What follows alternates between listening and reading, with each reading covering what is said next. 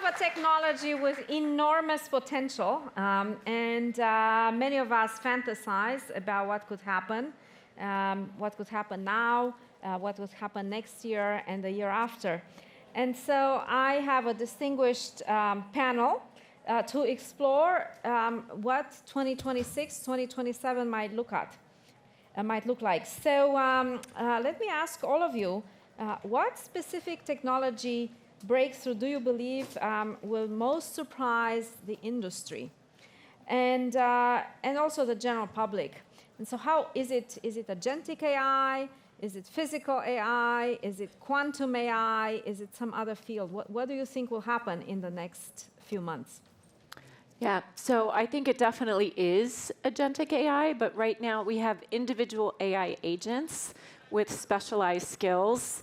I'm paying attention to the intersection of data and analytics, but having that AI agent call another action, so maybe it's placing an order or booking a hotel room, and having agents calling other agents, I think will really be the breakthrough. And we've heard all day some of the underpinnings that have to happen before this becomes a reality. It's clean data. I like the internet of AI, the openness, I think is another ingredient. And combining that semi-structured data, whether it's text, PDFs, voice, images, with the structured data, is what will really make this game changing. Cindy, before I move on, I just wonder if there are any technological limitations we need to overcome in order to get to these multi-step agents. Yeah, I think the technology is ready, but there are things that have to be in place. So you have to have clean, consistent data. And I think many companies had clean, consistent, structured data. When we talk about semi-structured data, think about the PDFs on your network drives. I mean, which employee manual is the right version is anyone's guess. So I think some of the data management disciplines that we have had to structure data, we have not applied to semi-structured. But I think the technology is ready. It is more the people, the mindsets, and the processes that are less ready, where there is low AI literacy. According to the Allen Institute, 81% of Americans fail basic AI literacy. If they call up Uber and they say, oh, it'll be 5 minutes, they don't understand why it's not 5 minutes. So I think the challenges are more people than technology. Kevin, what's your view? Yeah, I think, look, for how much marketing hype there is right now around agentic systems and agentic AI, I still think it's going to be the technology that surprises everyone, right? And I think a lot of the reasons that were mentioned, right, we're just at the forefront of really thinking about multi-agent orchestration and stitching these things together to create systems of agents. I think there's a lot of technology that's out there today, right? We have AutoGen out there, which is a fantastic multi-agent orchestration system. Google last week announced Agent Developer Kit for agent-to-agent communication. We have the Model Context Protocol that's out there for being able to transfer context between agents. And I think the technologies are largely in place, to your point. They're not stitched together yet. And I think the next phase of really focusing on the governance around some of these multi-agent systems, and when we get that in place, I think what will surprise everyone is just how impactful it is across the entire application stack, right? It'll change the way we build software, it'll change the way we consume software, it'll change the very nature of the work that we do, and we'll see this real separation between what a knowledge worker is and the work that they actually execute on. But Kevin, from the point of view of a big company like Microsoft, is it all about agents, or are there other ideas or other breakthroughs that might be coming down that we should keep in the back of our minds? Yeah, I think there's plenty of breakthroughs that are still coming. I'll just continue to espouse that predictive AI and ML is not going away, right? When we say AI today, it somehow has become fully synonymous with large language models and generative. But the reality is that predictive models will continue to be very present and very pervasive. So I'm still excited about the integration of predictive and generative in new ways. And then there's obviously a whole bunch of stuff coming down the pipe from a research perspective. You asked also about technology limitations. I actually think one of the things we've realized with memory, with scaling complex reasoning, is that we're actually not yet encountering technology limitations. The limitations are largely economic right now. How fast and how much infrastructure can you build to support it? So, I mean, that's interesting. I would like to take you up on this last point, but I want to go back to the integration between predictive and generative, because I also believe that it's really important to consider the integration of models, and not just predictive and generative, but also optimizing and deciding. We have so many different types of AI. Generative is one type, but most business problems require to make a prediction, to make a classification, to optimize, to generate. So most business solutions require some kind of integration. And so is Microsoft working on a framework to make this integration easy and to make instantiations in different business sectors easy? We do. I think there's a couple of ways we address that. In the open source community, we address that with AutoGen. From a product perspective, we have our Azure AI Foundry, which is both for data scientists to be able to leverage what is a very large model garden, as well as a very large, as well as the capability to upload and bring your own models to the table. But it's also there for the developer as well, giving the developer the tools that they need to be able to pull and stitch these things together. Anshul, what do you see as coming in terms of breakthroughs? And are there any technological limitations that we need to focus on? Yeah, absolutely. I think, I mean, that's going to sound like a broken record, but I think the reality of agentic happening now and it being such a talk track over the last few months is frankly not a huge surprise to me. Like there were, agentic libraries and things, AutoML, like even a couple years ago, those did exist. I was working on agents in the 1990s. Even before, right? But like even in the generative world, it's not anything new. But I think what really was the breakthrough that kind of propelled this whole thing was that these generative models and the compute and all of these things got good enough at very specific kinds of tasks, right? Tasks such as, hey, what tool should we call next? This kind of reasoning ability of models to be able to choose between tools. And now all of a sudden, as soon as those models have gotten good enough, we start seeing this proliferation of all these agentic technology come out, right? From us internally while we were building Windsurf, it took us all of like 8 weeks to actually build the system once we realized the models were good enough at this task, right? And so I think that's like how fast these things can happen. So when it comes to 12 months, 24 months, I do think we're going to see improvements in compute, as always. I think it's silly to bet against compute getting bigger, better, faster, even as we are hitting some physical limitations in the real world. And I think as that happens, it's going to unlock different frontiers of model power, technology in general, that will enable a new kind of frontier of applications and ways of thinking about things. So I'm going to come back to all of you about this, because I think what I'm hearing from at least Kevin and Anshul is that we're going to have more compute, we're going to have more data, we're going to have more capability. But are there ideas or paradigms beyond this pure scale-up, beyond introducing some autonomy in the sense of getting a program to do a couple of steps before it comes back to you? Are there any other insights that your companies are working on? And related to that, how long does it take from a new idea to an actual commercial instantiation of that idea? Anshul, why don't we start with you? I can say I think it's not just the scaling part. I think that is fair. I think we are moving into a world, especially with this more agentic systems, where we actually have to take a little bit of a paradigm shift to these systems. What do I mean by that? I mean, for a couple of years with these generative models and generative systems, we kind of approached the world of, okay, we have a bunch of data, we maybe do some RAG or retrieval or something like that, make that really good, feed it into a model, get a result from a model, provide that in some form to the end user, right? It was kind of this very kind of linear pattern. And we focused a lot of time at making retrieval a lot better because you have one shot at doing that if you have one shot to the model. I think the world has now come to the point where it actually requires paradigm shifts and comes back to like thinking a little bit differently about the problems and how to approach them. Because now with Can you give us an example of a paradigm shift? Exactly. So it from just like a multi-step retrieval part of things, right? Instead of thinking about retrieval as this kind of one-shot process where you need to pull in all the relevant information. We should now think about it more in terms of like a human. If you or I search up something on Google and we get poor result, we search Google again with a different search query until we get the relevant information to do the task at hand. And I think we should be thinking about that in kind of a similar way, where instead of having to create perfect retrievers, how can we actually have all the right data connectors via MCP or whatever it might be, so we can actually arm the system to take multiple steps and reason about, hey, maybe retrieval isn't stopped after one iteration, maybe it's multiple before we actually take action.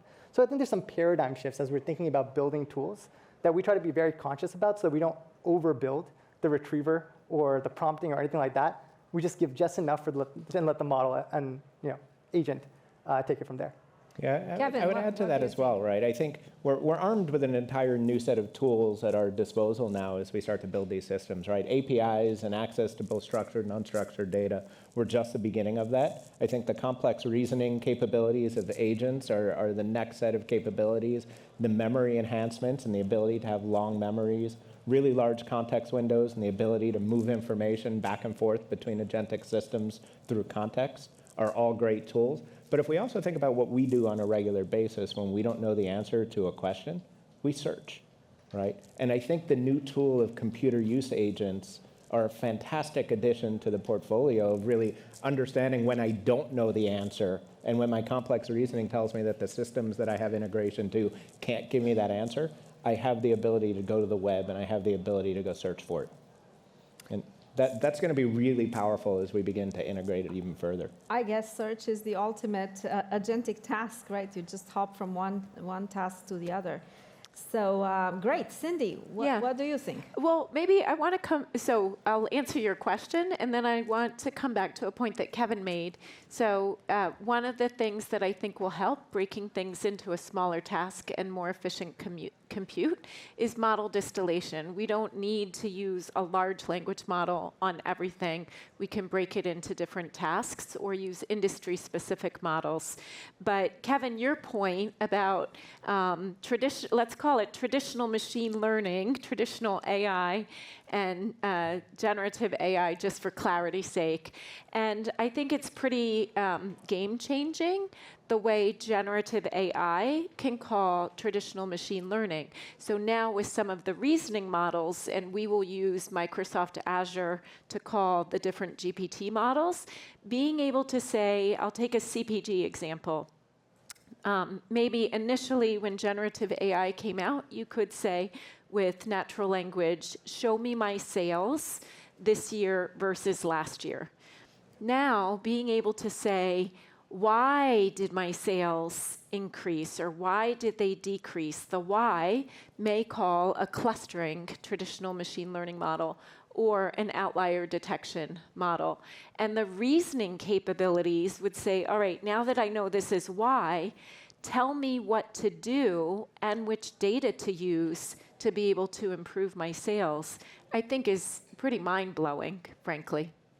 Yeah, it's really extraordinary that you can do that. I was recently playing with real estate examples to look at to generate some use cases for investments that meet certain biodiversity requirements that have all kinds of crazy parameters that you just think, how does the system even know how to go and find the right data? So this is really extraordinary. But you said something that takes me to my next question for all of you. You said, you remarked that model distillation has become increasingly important.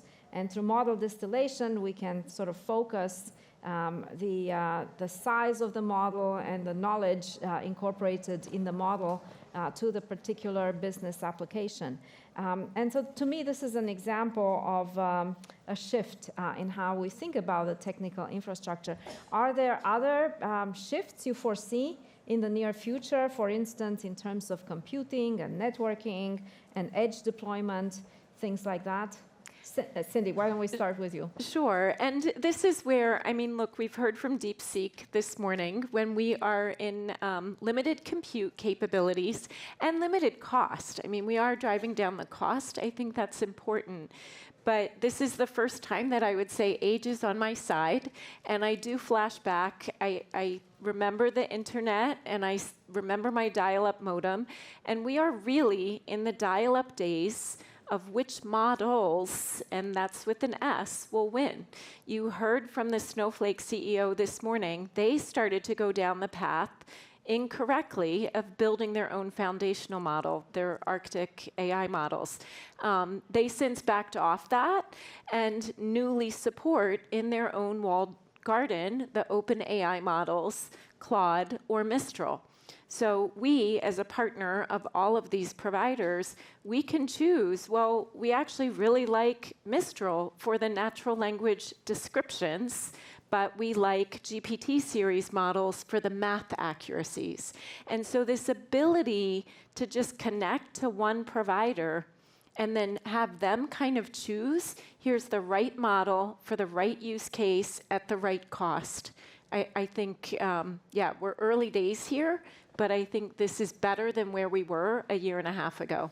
Yeah, I mean, that's a super powerful capability. It's something that we added to Azure AI Foundry recently, and it's paying its dividends for customers right off the bat of being able to understand which model should I use, and do I need to choose the largest, most expensive model for every one of my questions and scenarios.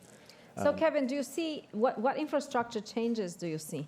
Yeah, I think, look, quantum computing is on the near horizon. I think that's going to be a game changer in terms of AI processing capabilities, right? I think right now we're in a world of more, bigger, faster, and we keep on trying to build out as much infrastructure as possible to support the demand.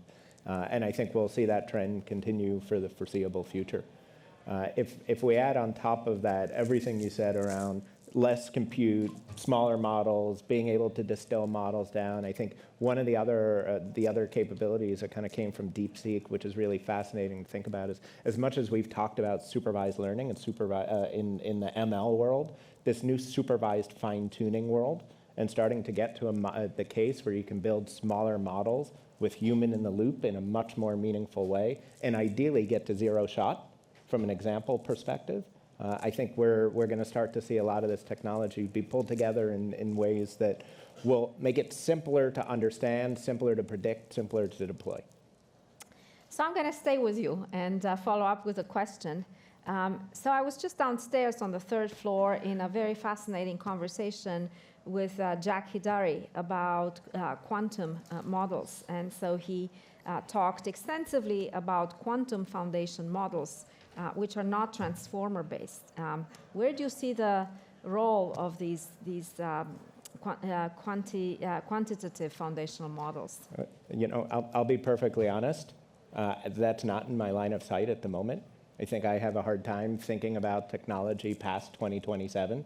I think if we flash back, where are we, 2025? If we flash back to 2023, if anyone could have predicted that technology will have matured at the rate that it has and we'd be where we are, you're one of one, perhaps? So his company is already deploying these models, and they're interesting. In fact, these models are in the same class of models as state space models, as other models that use a more physics-based approach to the model itself. So do you see them coming online and having an impact? I expect they will, right? I think, as I said, it's not an area of expertise for me, but the more models that come out there and the more ways we find to be able to optimize the compute on which they run, I think the better for the world. Anshul, what you got? Yeah, I mean, I'll build off one thing that Kevin said there about supervised fine-tuning and things. I think it's less of like the infrastructure side from like a quantum or compute perspective, but I do think we're starting to get to that realm where there has been now enough generative AI companies with customers where they actually have interesting data. And the utilization of those data to fine-tune task-specific models is going to actually get very, very interesting. Like in our world, for example, with code, we get millions of acceptances and rejections every minute, right? And we're able to kind of see what are the preferences that users have. okay, they might accept this piece of line of code, but then they actually make these modifications. And we have this very, very detailed kind of preference-related data that is actually very interesting then to take and try to see, okay, in applications that maybe are a bit more latency sensitive and need to actually be the smaller models and not the biggest GPTN in the world, what can we actually do with that data? And how can that actually create more interesting kind of experiences and better experiences? So, of course, there's going to be improvements on compute. There's going to be all the stuff in quantum that I frankly also don't know a whole lot about. And these things are going to continue to improve. And that's going to be one side of the scaling equation. But on the data scaling side of the equation, it's going to be another interesting kind of vector for specific applications to really squeeze much more value. How do you see edge deployments? Do you see them around the corner, or do you see them further out? All of you. I think my take would just kind of at a very high level, without knowing exactly which edge deployment would be really. But could we have AI running on edge devices without the cloud infrastructure? So we do, right? If the it's use running case, on your mobile device today. Sorry? It's running on your mobile device today, right? That's the ultimate edge, right? There's multi-billions of edges out there, and I can run locally on a number of different, on just about every type of device. I think that the open source community has also done a really good job of building localized capabilities. I think the need to go to cloud for everything is just not reality, right? We live in a disconnected world at very minimal numbers of times, but we still disconnect at particular times. We have data that sits locally that we choose to be able to have local operations around, in which, right, having the ability to choose and deploy models locally on machine is going to be really important. I think the world that sits in between the devices themselves and the cloud, right? I think cloud by nature continues to has gone down a trend of continuing to get more and more decentralized to create more points of presence that are closer to consumers. But for big computational functions, I think we'll still see very highly centralized, massively scaled data centers. And Cindy? Yeah, similar. I think it's going to be a hybrid world, and it depends on the use case. If we're talking edge devices, your phone, that's one thing. Edge devices, whether it's drones, doing sensors inside how dry is that particular piece of land, or at manufacturing sites, I think it's going to be a hybrid world. So we're almost out of time. I will ask a question, and I'd love some punchy answers. And so my question is the following. If you had to bet on one emerging technology that will have an important business impact in 2026, what would that be? Well, for me, it's clearly agentic analytics as a foundation for the autonomous enterprise. For me, it's operational metrics that translate into organizational efficiency and metrics. I think part of the challenge that we have today, especially, is we all kind of intuitively believe that the augmented human will be better than an autonomous system by itself, right? Is that how do we actually measure productivity, efficiency, and value created at a very local level of an individual user, an individual employee, and then how do we surface that up to a team level, to an organizational level, and to a corporate level to be able to create the right metrics and the right value drivers that get corporate to adopt it at scale. Anshul, I'll throw a complete wrench in something that we hadn't talked about all today, but I'm actually very interested in the entire robotics physical world. I used to work in the autonomous vehicle space. I think there's still a lot left to be done there. So the intersection of hardware and software, I think hardware is generally a hard problem. It takes a little bit longer time, but I think it's right around the corner. Amazing. So let's thank Cindy, Kevin, and Anshul. They've been great panelists. Thank you. Thank you guys very much. Thank you.